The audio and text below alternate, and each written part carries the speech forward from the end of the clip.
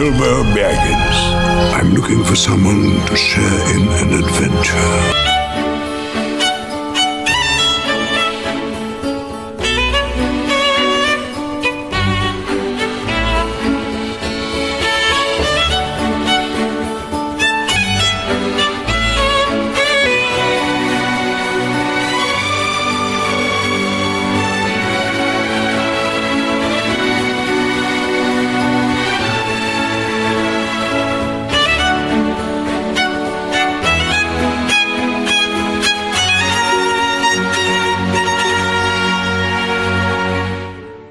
Tolkien nasceu John Ronald Reuel Tolkien em 3 de janeiro de 1892, em Bloemfontein, na África do Sul.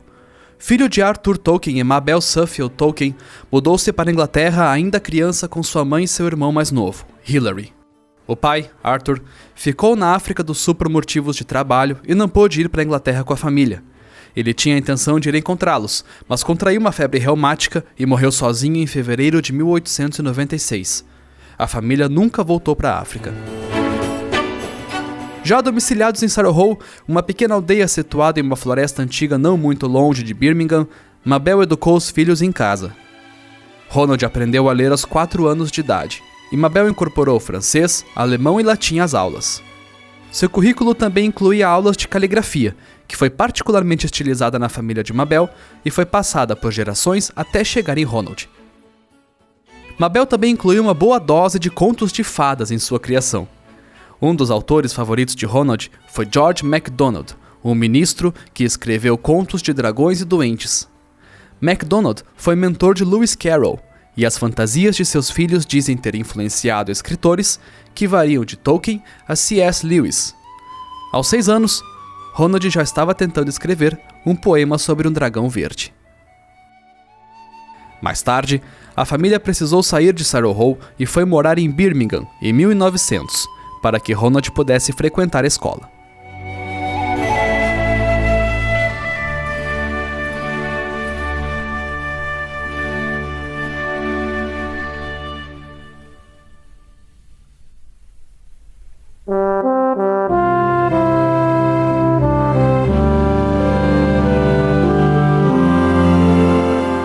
A referência literária da diferença da região rural de Sarrow e a poluição industrial de Birmingham pode ser encontrada no contraste entre o condado e o reino de Mordor.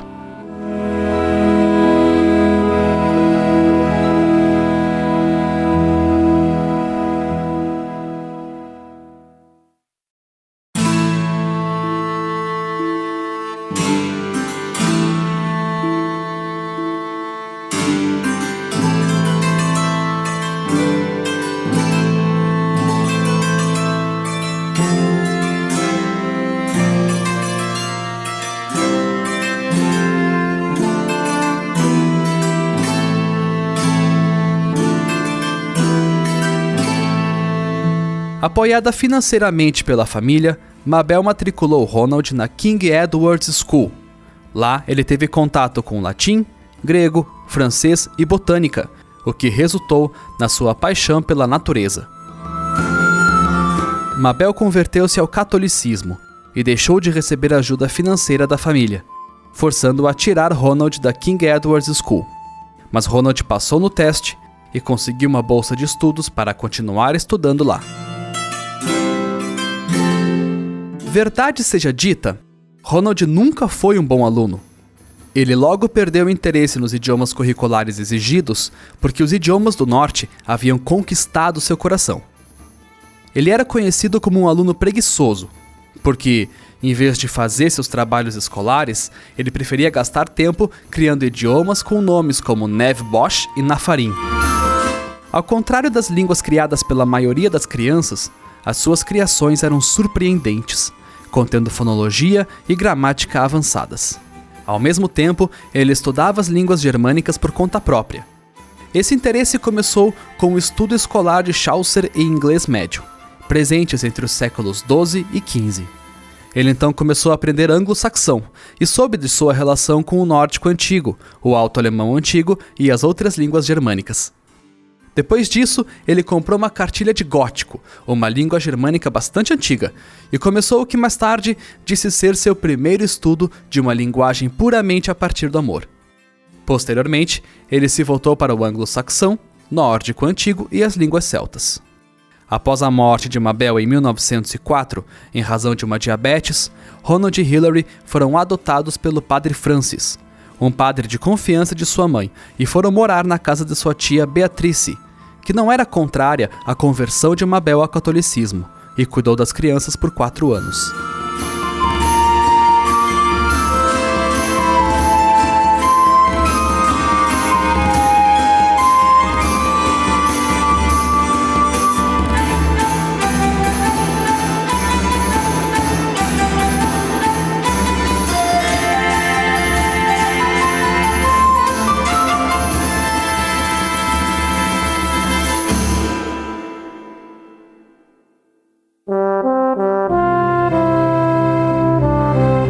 Antes de entrar na faculdade, Ronald viajou para escalar no verão da Suíça, uma das poucas ocasiões em que ele viajou para o exterior.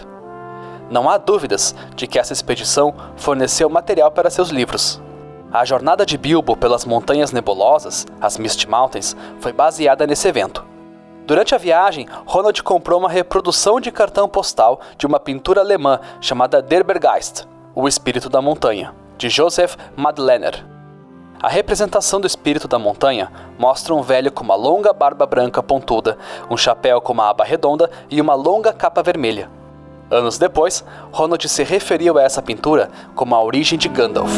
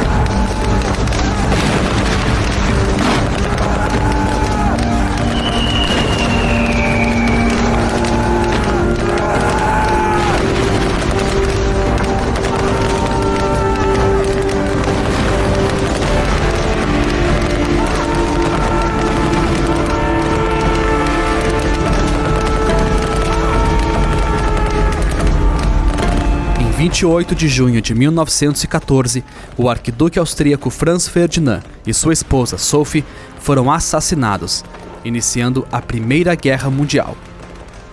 Talvez por um senso de patriotismo exagerado, foi a época em que houveram mais alistamentos voluntários na história da Grã-Bretanha.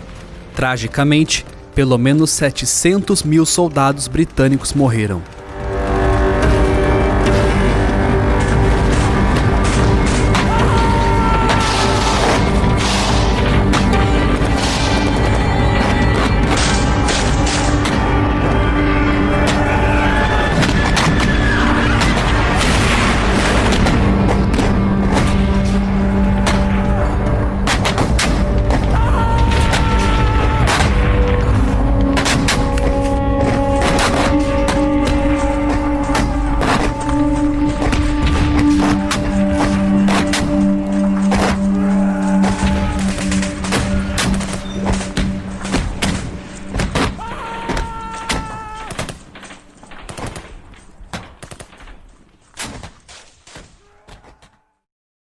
Mas Ronald tinha outros planos.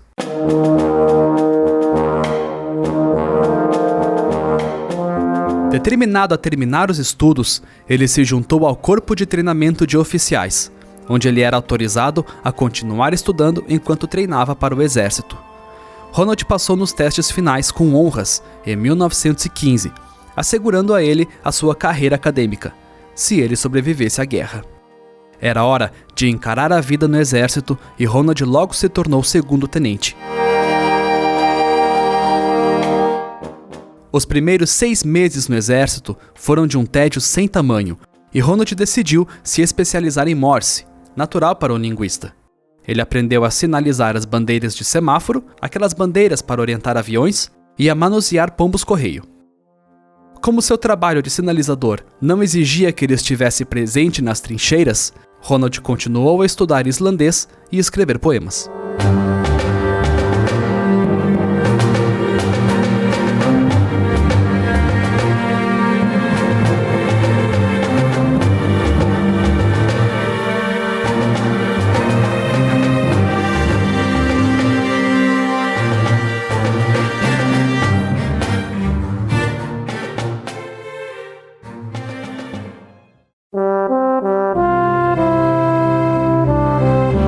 Isso, sem dúvida, influenciou a maneira como mais tarde descreveu a troca de mensagens e o uso de criaturas aladas em seus romances.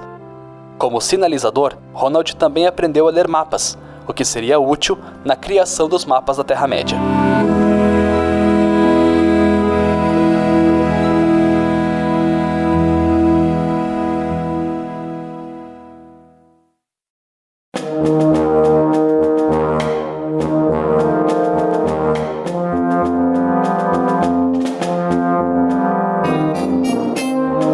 No fim de março de 1916, Ronald casou com Edith Bratt, uma amiga de infância.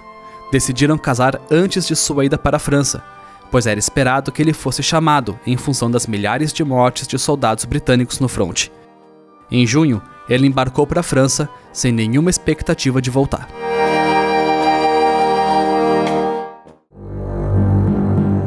Três semanas após a chegada, Ronald e seu batalhão foram chamados para Somme, área ao norte da França, que foi o local de uma das batalhas mais sangrentas da Primeira Guerra, a Ofensiva de Somme, em 1916. A batalha durou de 1º de julho a 18 de novembro e é considerado o pior período da história do exército britânico, já que, logo no primeiro dia, 20.000 britânicos morreram e 40.000 se feriram.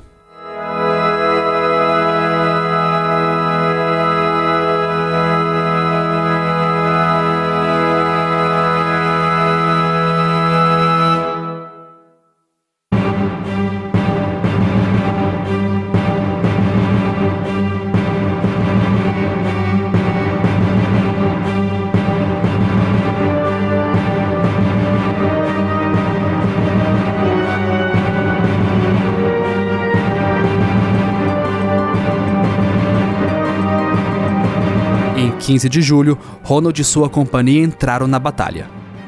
Em 21 de julho, ele foi nomeado oficial de sinais, o que era um trabalho quase impossível, dada a falta de confiabilidade dos fios telefônicos, que podiam explodir se tocados, as transmissões de código Morse que podiam ser ouvidas através do solo, os sinais visuais que atraíam fogo inimigo e os alemães, que interceptavam pedidos importantes. Não havia como enviar mensagens em segurança.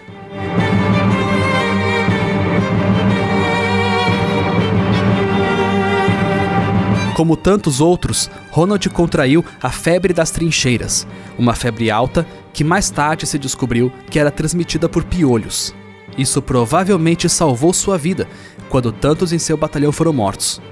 No início de novembro, 5 meses depois de chegar à França, Ronald foi levado de volta à Inglaterra, onde passaria o resto da guerra no hospital.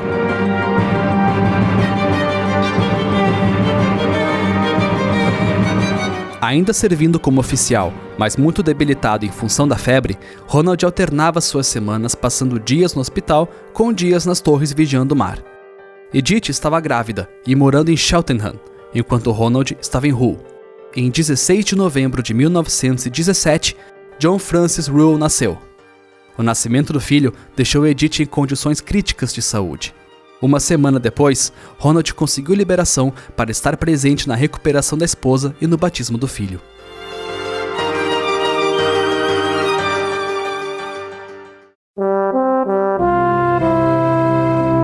Edith acabou se mudando para Yorkshire para ficar mais próxima de Ronald e se verem eventualmente. Em uma ocasião, caminhando na floresta, Edith cantou e dançou para Ronald. Esse evento inspirou o conto de Beren e Lúthien, que mais tarde se tornou uma parte do livro O Silmarillion, e também foi citada por Aragorn em O Senhor dos Anéis.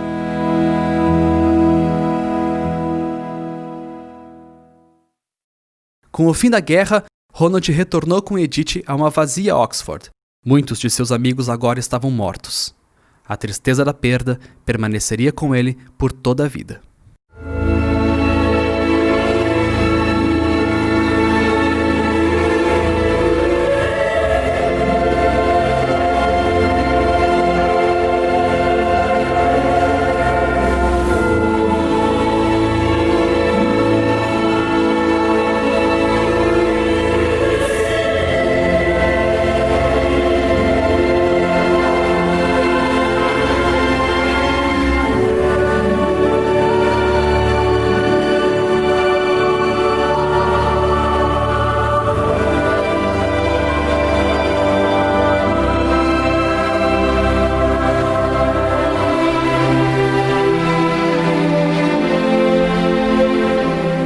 Na sua volta para Oxford, Tolkien não conseguiu trabalhar na universidade.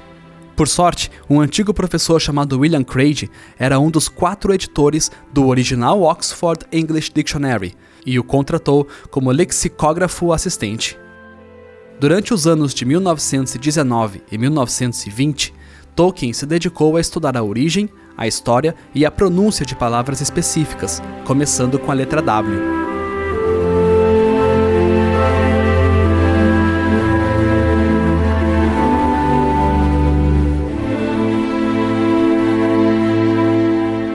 Em 1920, nasceu Michael Hilary Reuel, seu segundo filho, e Tolkien já tinha ganho o título de mestre e trabalhava dando aulas particulares, o que permitiu que ele saísse do trabalho com o dicionário.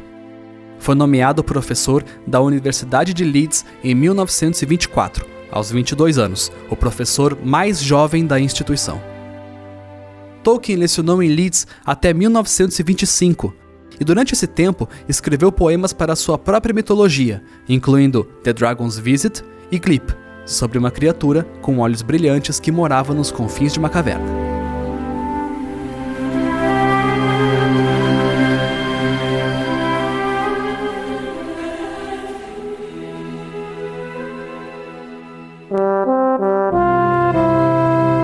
A certa altura, a família recebeu a visita do avô de Tolkien, John Suffield, que passou boa parte da vida vivendo com sua tia Jane, que morava em uma fazenda conhecida pelos locais como Bag End, de onde Tolkien tiraria inspiração para o sobrenome de Bilbo, Bilbo Baggins.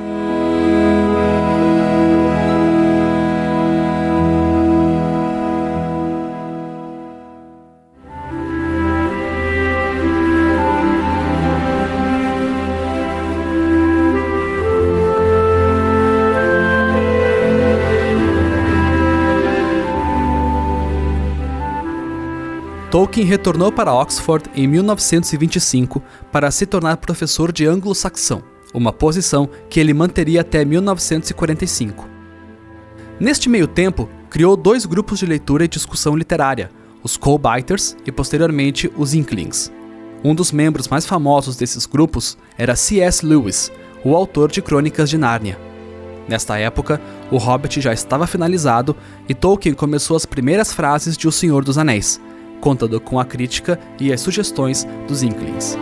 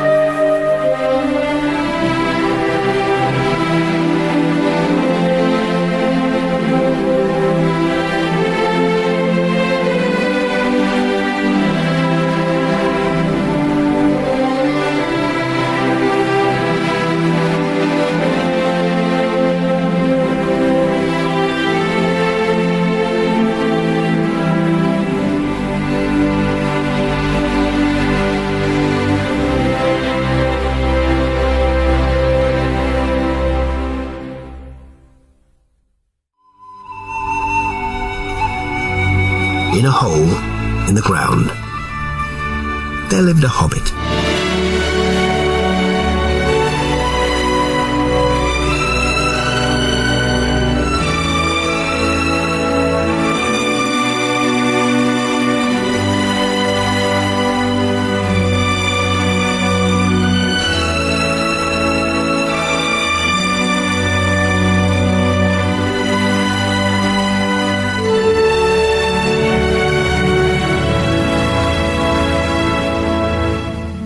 A rotina de trabalho de Tolkien na Universidade de Leeds era intensa e pouco tempo sobrava para a família.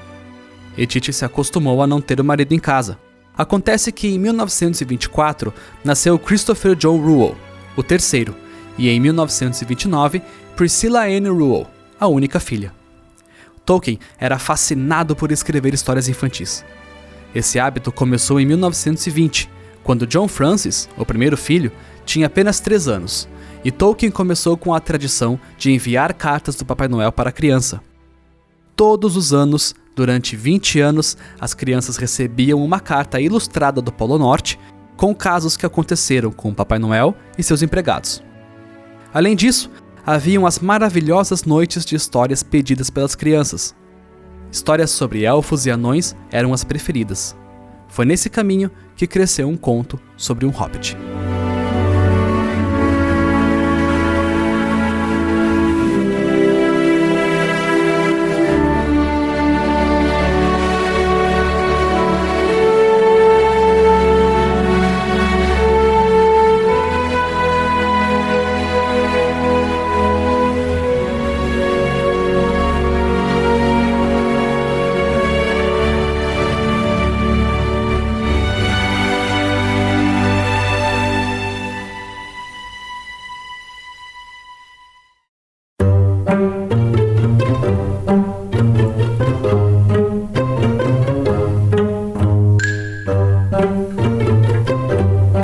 Segundo Tolkien, ele começou a escrever o livro enquanto corrigia as provas de seus alunos.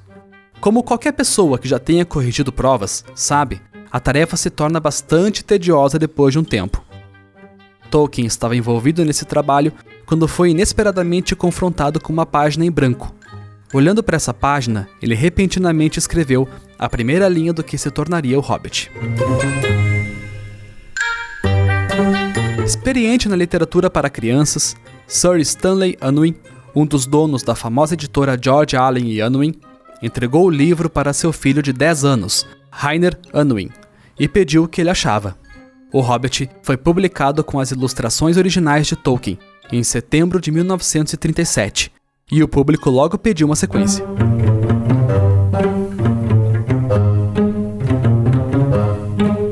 Apesar da genialidade para contar histórias, Tolkien sentia muita dificuldade em escrever seus livros.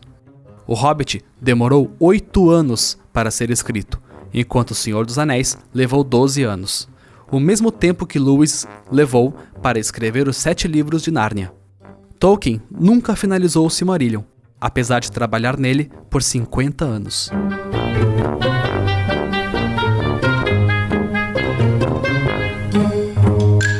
Quando a editora pediu a sequência de O Hobbit, Tolkien já ensaiava seu livro de contos por anos, revisando-o o tempo todo. Ele via em O Silmarillion seu mais perfeito trabalho, uma teia que ligava toda a sua mitologia que demorou anos para desenvolver. Quando entregou o manuscrito para a editora, ele retornou como impublicável, e Tolkien dedicou-se à sua próxima obra, O Senhor dos Anéis.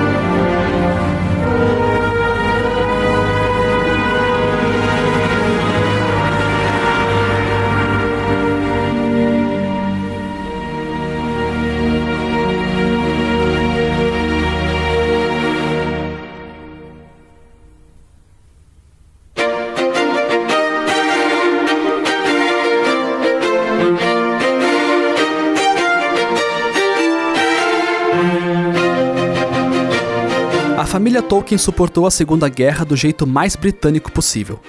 O jardim tornou-se uma plantação de vegetais e criadouro de galinhas, para vencer o racionamento de comida. Os filhos Michael e Christopher serviram o exército.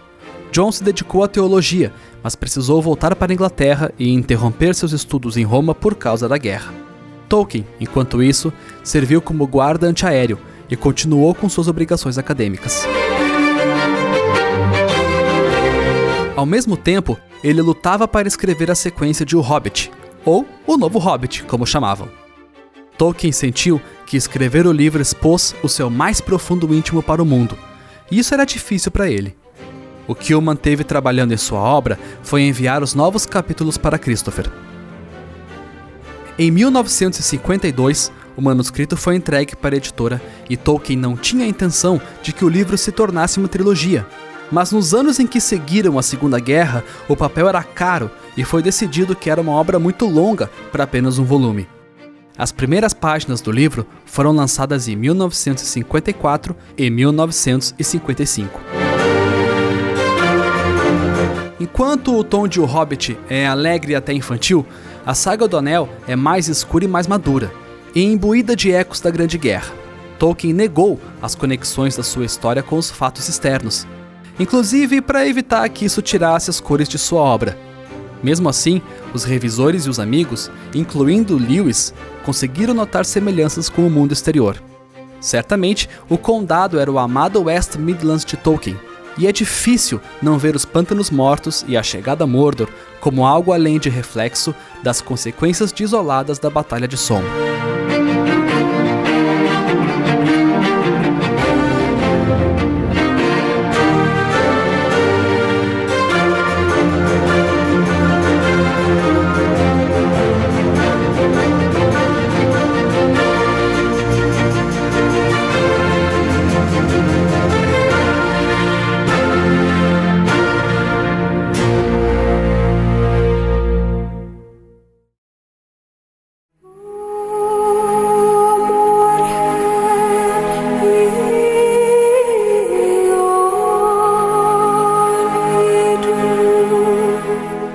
Tolkien se aposentou de Oxford em 1959 e foi morar com Edith em Bournemouth, uma calma cidade litorânea popular entre os idosos. Edith morreu após ficar doente em novembro de 1971, aos 82 anos. Tolkien escreveu o nome Lúthien em sua lápide, relembrando a doce mulher que dançou e cantou para ele na floresta anos atrás.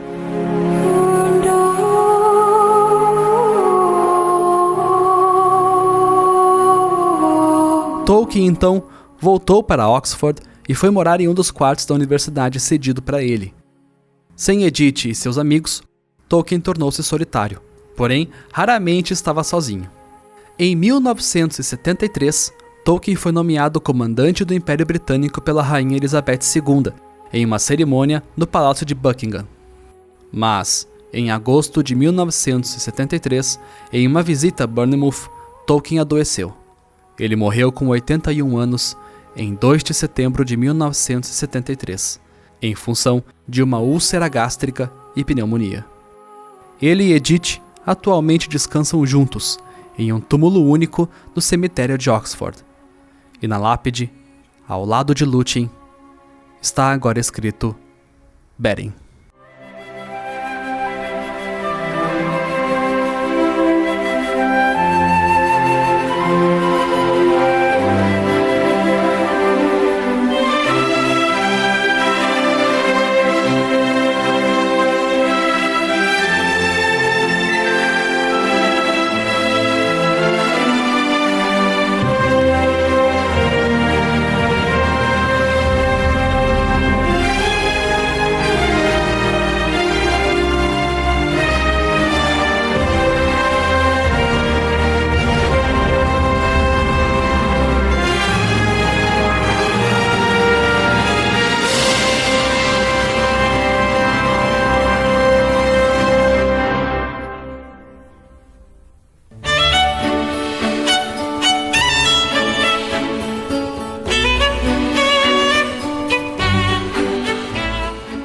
Tolkien sempre foi muito perfeccionista com suas obras.